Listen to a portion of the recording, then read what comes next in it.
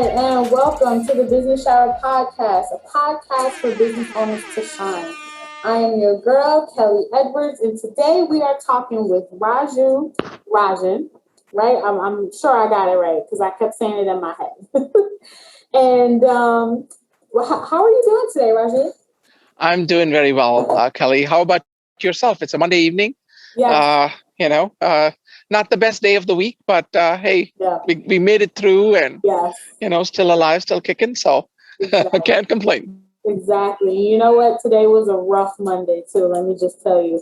But so tell our listeners who you are and what you do.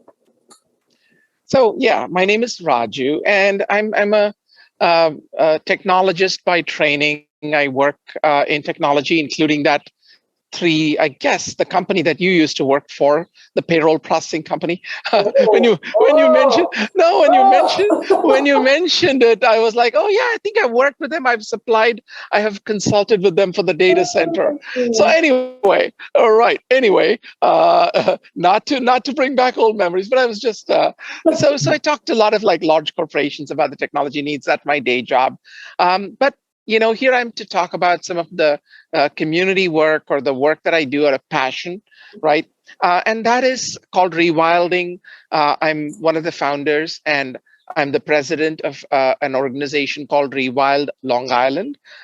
We started up 2 years ago, and we focus on sustainable landscaping, and that's what I was hoping to talk to you about. Okay, awesome, awesome. So tell me how you got started in this, right? And what made you want to pursue this type of business? Good. So, yeah, and you're right. A nonprofit is a type of business in the sense that the purpose is not making money. Mm-hmm. I always say the purpose for my startup or for Rewild Long Island is to make happy butterflies. So we count how many happy butterflies we created, and essentially that's a metric of our success. But just joking aside, how I got started is pretty much in my backyard that you see right behind me there with all the flowers. That used to be all lawn, okay, not till about 3 years ago, and year after year, and I've lived here maybe about now what 9 years. So year after year, I went through the whole process. As you know, Kelly, you work with real estate. You know Mm-hmm. how much that landscape maintenance goes through, right? Everybody wants That's that so. perfect lawn. You can't have weeds in it. Whatever, right? So essentially, what ends up happening is you bring a crew. Like, unless you're like one of those people who actually have the time to mow your lawn, Mm-hmm. end up hiring a crew, and they come every week. They bring their noisy machines, which are like burning fossil fuels. Yes. They bring all fertilizers, which are again, made from fossil fuels, fracked from the ground. They spread those miracle and pesticides and I'm sorry, herbicides around. Then you water the lawn, multiple times a week. Then Yeah. they come once a week, cut it all down, take it away, and Mhm. then start the whole process over again. And it's a measure of insanity. You're here. It is. I know that we are in a very rich and prosperous country, but that's still there's a lot of people who could you could be growing potatoes for them or tomatoes for them, and they'd be very happy. And funny, right? I mean, it's kind of one thing which I never realized till much later, that lawn grass is by some measures the excuse me, the number one crop in the United States. So people devote more acreage to lawn grass Mhm. than they do to corn or alfalfa or wheat or any, like many of the major crops that you might think about, right?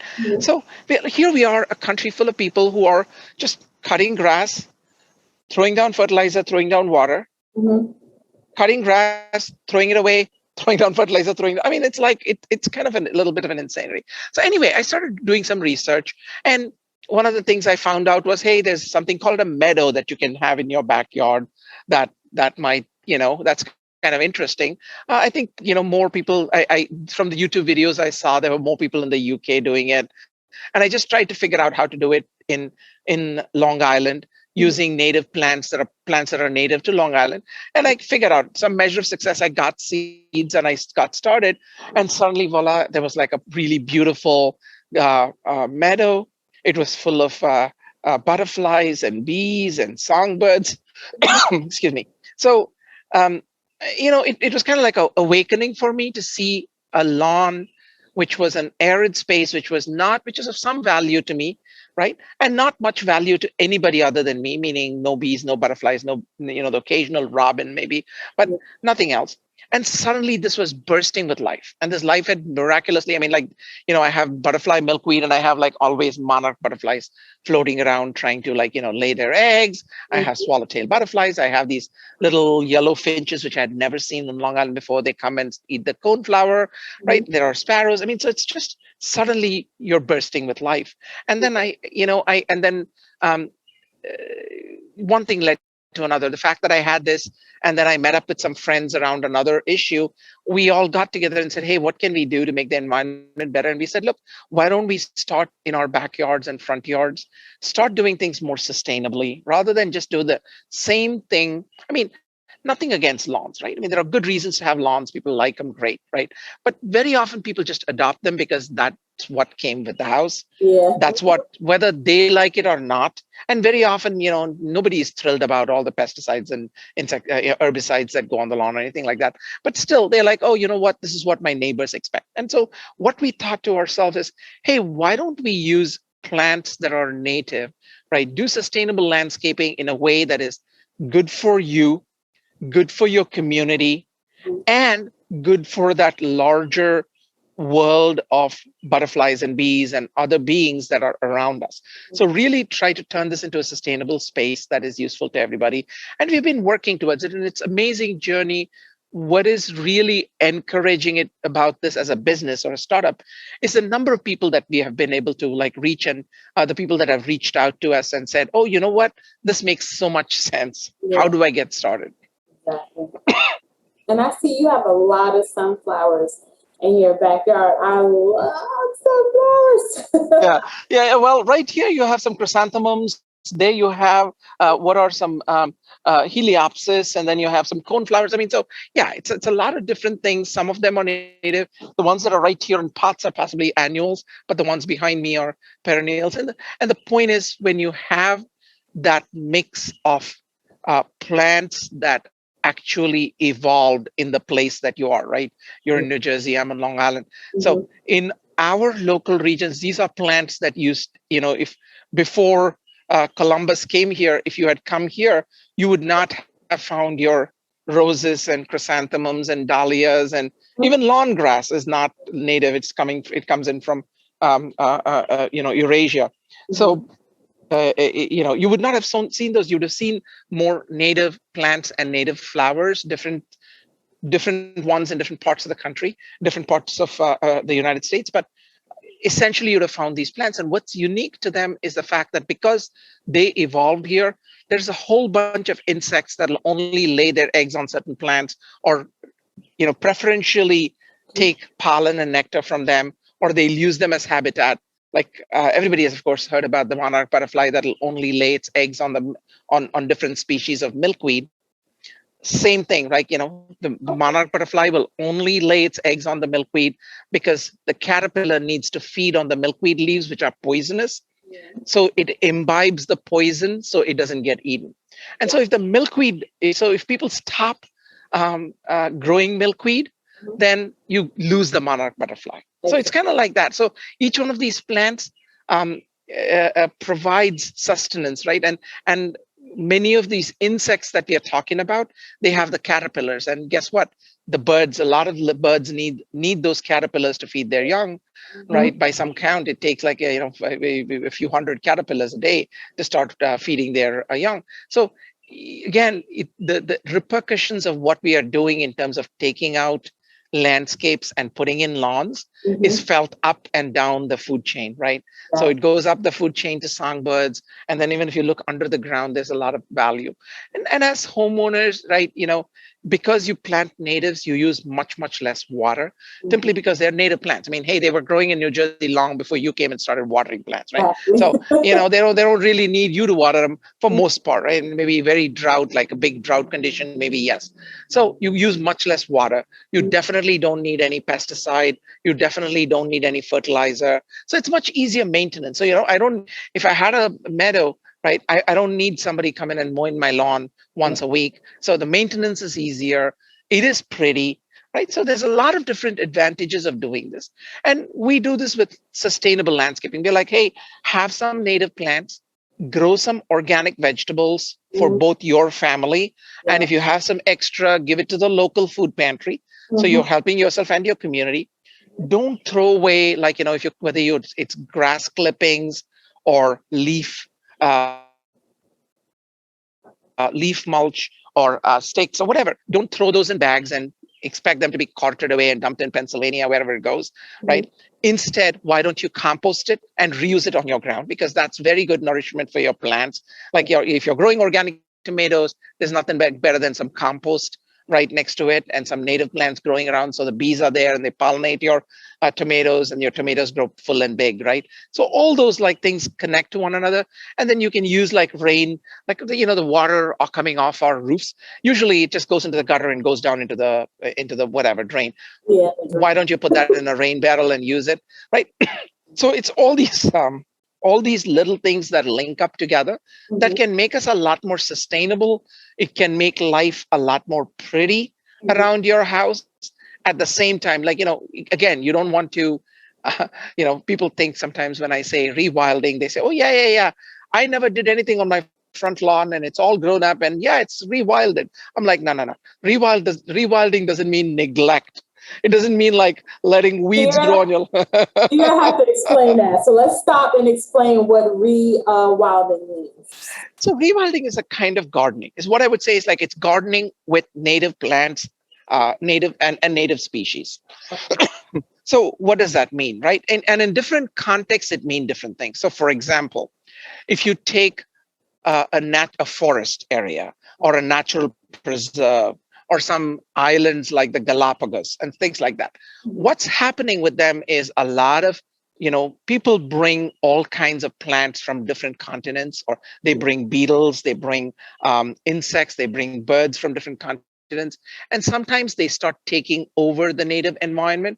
Like people might have heard of kudzu, or people might have heard of porcelain berry, or Japanese knotweed, whatever. There are things that grow from another country that grow unchecked in certain places, and they start taking over wild areas. So in the context of those forest preserves, rewilding means taking out those invasive species and fostering more native species.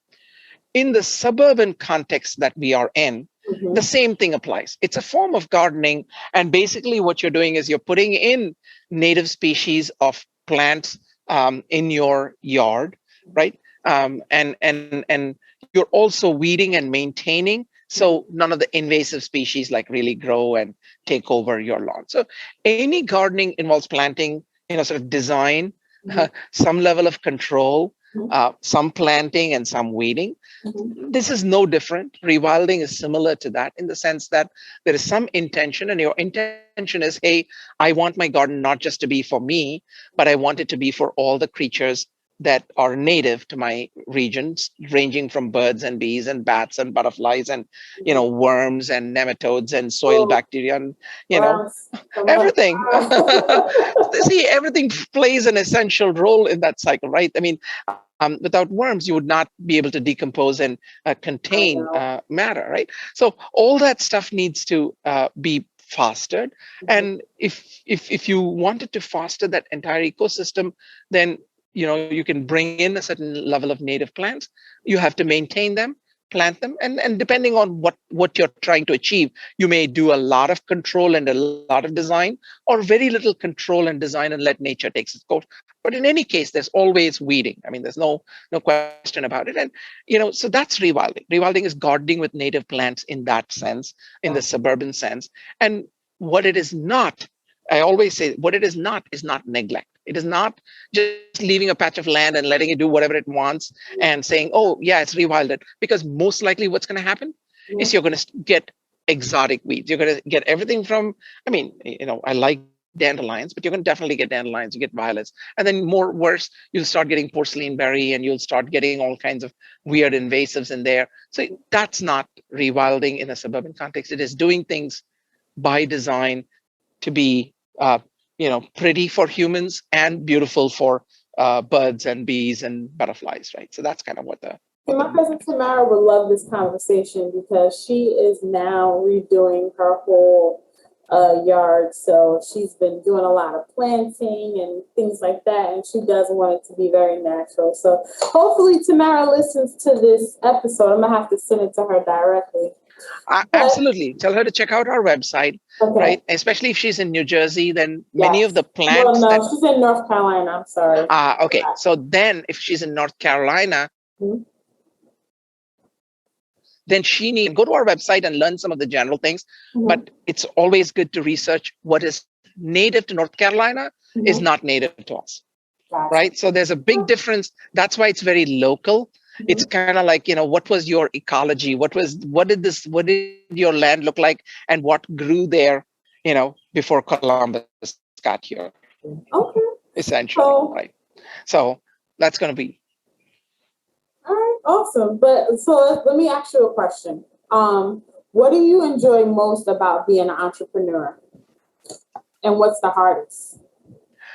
So, and I've been an entrepreneur both in the private sector, meaning with IT startups, and with uh, organizations like ReWild, which are nonprofit, right? The first thing, that you need as an entrepreneur, and you know this very well, Kelly, you got to be a little passionate about whatever you're doing, right? You Mhm. can't simply say, oh, you know what, I'm in it for the money, or I'm in it for the glory, or I'm in it for the publicity, and just do the grind. That just starts showing. Like, it gets old very quickly. Exactly. You kind of like got to do what you're like really passionate about. So that's, and when you're passionate about something, you want to tell other people about it. You want them to know, hey, you know what, this is a better way of doing things, and I'm excited about it, and I enjoy doing it, and guess what, I did this and I got these results. So you're passionate about telling people, evangelizing, and helping them. Very often they say, oh yeah, that sounds interesting, now how do I go about it? And then you can help them. So that's, the part of it that I enjoy most is the fact that you can meet people and make a positive impact in their lives. And likewise, they make a positive impact in yours because they know something that you don't. And that give and take and exchange, that positive energy, that cycle of working together, Mhm. whether it is a private, a good private sector startup, a Mhm. nonprofit business, whatever have you, a small business, that's very important, right? So that's what I enjoy most. Okay, awesome. So, three people who influenced you in your business. I'm sorry, I missed that question. Could you say it again? Three people who influenced you in your life. Well, say your life. So in the context of rewilding, especially, I mean, like, so many, there have been many different things, right? One, I would go all the way back to my grandfather, who was a very, um, it's very, he's a very calm and centered and spiritual person. Mm-hmm. And definitely he influenced me in the sense of, he used to always have a lot of respect for little things, like whether it was a ant or a beetle. Yeah, I remember very well that me and my brother were sitting in our kitchen and killing ants, and he was sitting, I think he'd had a heart attack, and he was sitting on the corner, so he couldn't move very much and stop us, but he was very pained. He said, please don't do it. And he didn't say that in like, oh my God, please don't do it, or you will suffer some evil consequence. He said it in the sense that it actually pained him, right? So that like was very influential for me. So, it's a kind of sense that, you got to care about not just other people, but all the little creatures around you. And not that's not going to stop me from swatting this mosquito that's hovering outside here, but apart from the mosquitoes, right? We all have our limits. We all have our limits. Yes. Anyway, but so that was very influential on me. And more recently, right, we've had a wonderful group of folks in town who have all been on the same wavelength as far as getting us started here, right? I mean, so our group initially consisted of David, Jakim, and Anne Marie and Sel, and Pat, and Hildur. Hildur Paul started. So like a number of local environmentalists, local rewilders, so to speak, like, so it's kind of like an early part of the movement. So a lot of it has been people bringing their passions either for trees or meadows or birds or butterflies, bringing them together and then saying, hey, what can we learn from one another? What can we do with one another? How can we form this group that has never existed before? And once you form, what do you do? Like, what's your weekly activity and what's your daily activity, and how do you engage people? How do you bring them in? So all that has been a teamwork.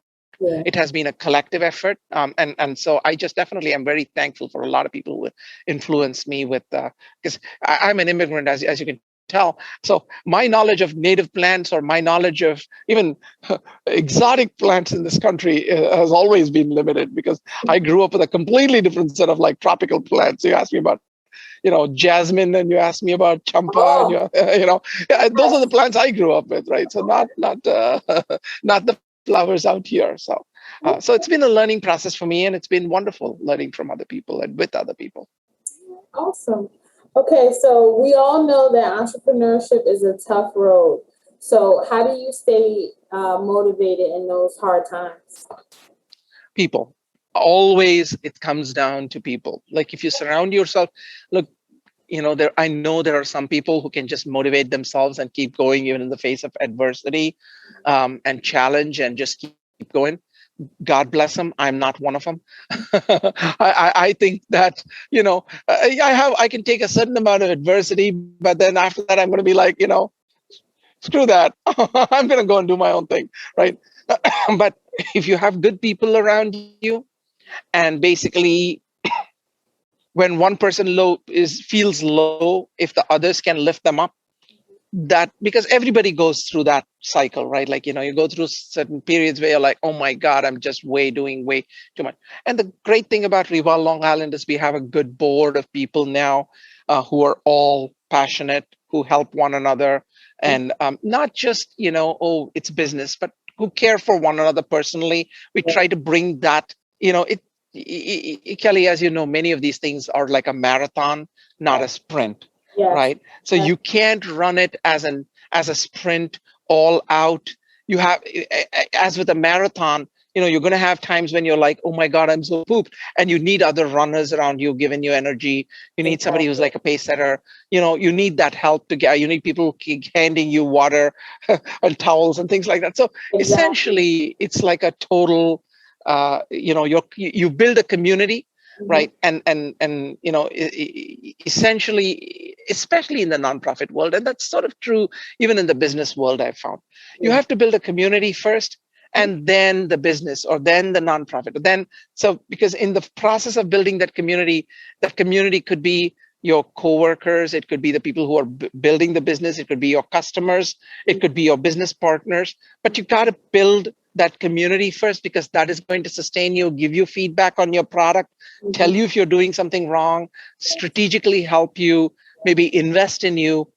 But without that community, you're not going to get all the way to the end line. You're not going to say, screw everybody else, I'm going to do my own thing, and then get to the end line, and then turn up your product, and then say, hey, do you like this thing? So Exactly. And you know what? Here on the Business Shower podcast, that's the thing that we like to teach. excellent. So definitely building community. We call it building systems, building community. It's the same thing in my eyes, because I read a quote, and I'm trying to remember the exact words, but it was something like, if you are the smartest person in the room, you need to find another room. And the reason why I say that is because, like, I had a bad day today. I'm just going to share. I had a very bad business day today. Nothing was going my way. And randomly, she's a friend now, but she just texted me something inspiring. And I was literally in my brain, I was like, I should just quit everything and just be regular. I should be a regular person. And in this message, she sent me like a poem, that don't quit poem. And I was just like, all right, we must be aligned some way, because how did you know I was going through something? She was like, I just wanted you to know that. So it was really, really, really good today, just to have that person that was just like, nope, we're going to try it this way. If that way doesn't work, we're going to go this way. If the left doesn't work, then we're going to go right. So you do need those type of people around you in your business, guys. So I just wanted to hone in on that tip a little bit there. Yeah, no, thank you, thank you. And early in your, I listened to your podcast series from the beginning, and you were talking about some of the businesses you were getting into, including real estate. And Mhm. so, yeah, I was very curious to see how you were doing, and maybe I thought, hey, why is Kelly not doing an update on her businesses and telling us a little bit more about the challenges? Because everything, you're so right. Because Yes. it doesn't have to be roses every day. It could be No, thorns someday. nope, it's not. I lost 2 contracts today, so I am like, ugh. Oh. It's just one of those days. But I'll get through it. So here's the question that I ask everyone on the show. What is the most important thing you learned in life? What was your life like before you learned it, and what's your life like after? Ooh, that's such a tough question, right? Oh. Uh, I think the most important thing, I can't say I learned it. Mhm.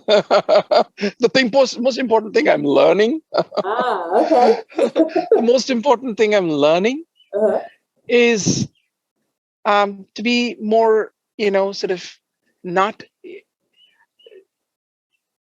to be more, in the short term, it may be just not getting angry at people. In the longer term, it may be forgiving people.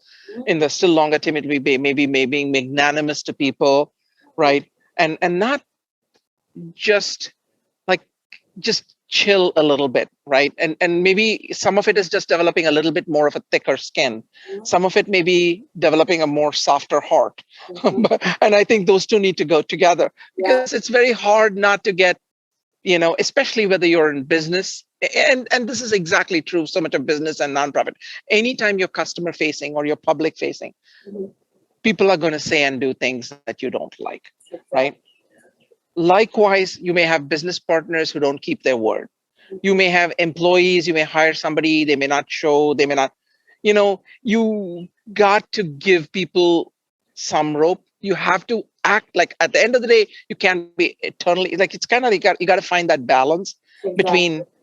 between at some point saying, okay, this person, I better gently let them go out of my life because Mhm. it's not good for us. Yes. At the other hand, not making it all personal and just ranting and raving about it. So I won't say I'm 100% there. Maybe I don't know. When I get to the end, I'll know maybe I'm only 20% there or 40% there. But I'm just learning that. And a lot of that has to do with being customer facing. Before I was customer facing, I used to take a lot. I mean, I could afford to take a lot more things personally. I used to be a lot more hot tempered about those things and a lot bit more like self-centered about it, right? But once you start like working with customers, working with partners, working in the business, you realize, okay, look, not getting angry and sending that email or that text or that tweet in the moment, Mhm. unlike certain people that we know that used to be presidents of this country, Mhm. like just relaxing, giving it a break, giving it a break, just Yes. waiting 24 hours before you respond to a situation, Exactly. right? And don't, like, the other rule that works in this context for me, that I heard, that's a very good way, that's worked as a good technique for me in business, is one of my colleagues actually taught it to me in sales. Basically, he said, look, never send more than 2 emails. So I send you an email, Mhm.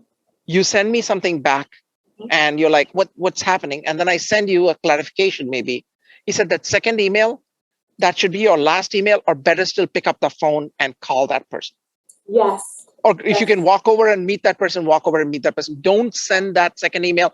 Definitely never send that third email, because by that time you're not explaining anything. You're really digging a hole, Exactly. Exactly. right? That is the same thing I learned in real estate. It was actually it's 2 emails, two emails, 2 text messages. After the second time, you want to pick up the phone and call them. Mm-hmm. So so I definitely learned that, and it's so interesting that you said even in business sometimes you'll have disagreements because one of the issues that I was facing today was a kind of not an argument but a disagreement that me and my partner had, and one of the things I learned was me and him have to kind of work on work within our strengths. So if his strength is bringing the lead in, my strength has to be closing the deal. Sure. So, and we took a personality test just to figure out where, because we took it before, in college or whatever, but I don't remember my results. He doesn't remember his results. So we had to retake the personality test, and then we kind of worked off of there. We split up the business so we're not stepping on each other's toes, because if we're all trying to do the same thing, we're not going to be productive. So that's a good that's a really good tip for new business owners. If you are working with a partner, you guys need to figure out what your strengths are and work off of that. So yeah, and hopefully you exercised enough judgment and due diligence in selecting that partner. yes. And there were good reasons why you selected that partner. Yes. And it's incredibly hard being in a partnership because you're working closely, you have the same goals, but you have different approaches towards that same goal.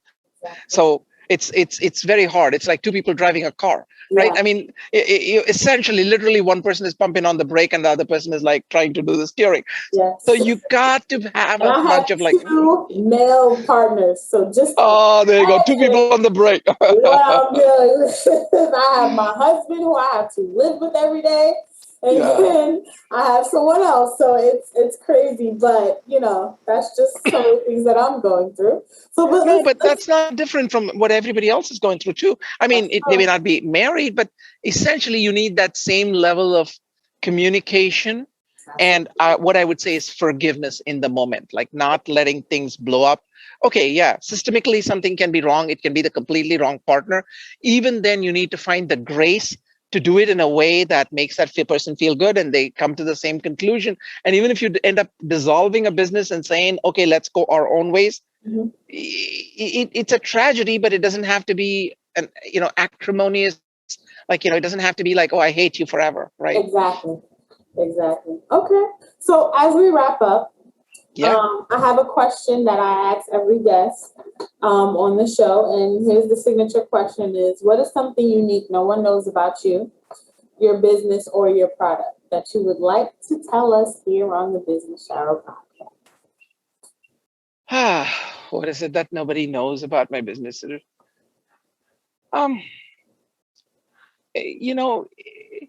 I what I think that everybody needs to know that about just growing native plants, bringing things is it'll change you. Like, so the dirty little secret of it is you won't start doing it and just stop with like one small garden.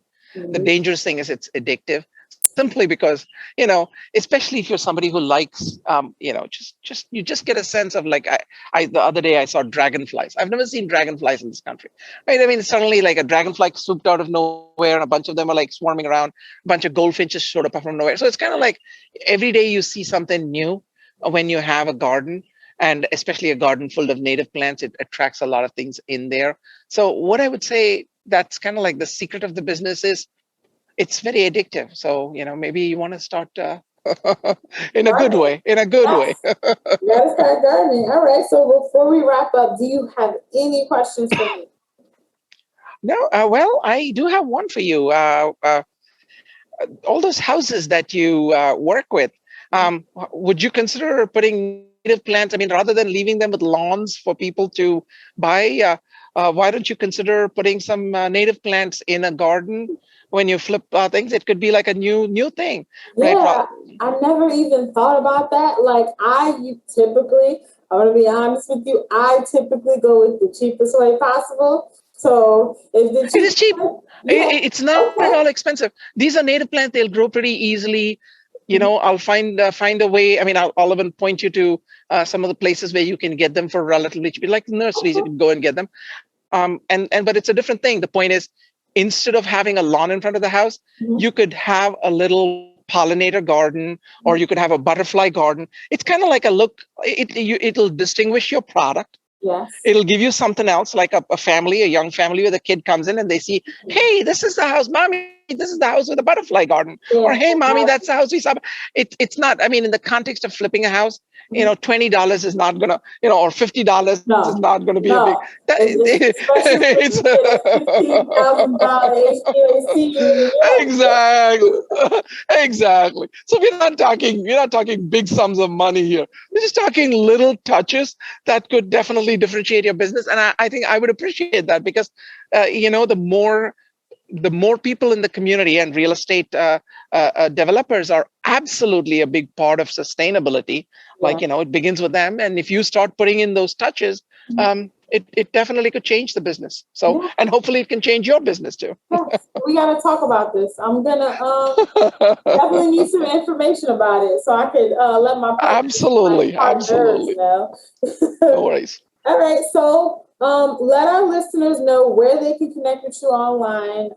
So shout out all your handles: Instagram, Facebook, website. All right. Very simple. Just go to rewildlongisland.org. From there, you'll find all the other handles. So just go to ReWild Long Island, all one word, .org. Bottom of the page, there's a form you can submit. There's all the information you need to get started. You can read our blogs, which are filled with other people who have tried various things in their yard. And any of your listeners in the New York, New Jersey area are pretty much in the same eco region. So you'll have pretty much similar plants and similar needs. So no worries, go there, and we have the resources there, and you can connect with me there. And I'd love to talk to anybody that wants to get started on this journey. Awesome. So guys, you heard it there, and that is a wrap for today's episode. Thank you for listening. Peace.